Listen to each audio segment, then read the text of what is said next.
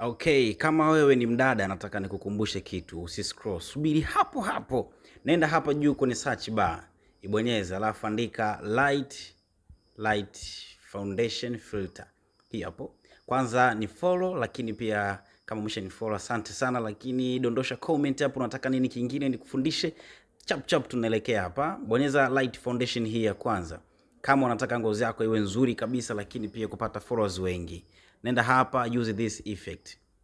Ukitumia filter kama hizi unapata watu wengi sana. Angalia, hapa ni usiku na sijawasha taa nyingine ya ziada tofauti na taa ambayo ipo hapa juu. Sio, unanielewa? Lakini kama unavyoona ngozi yangu ni light kabisa.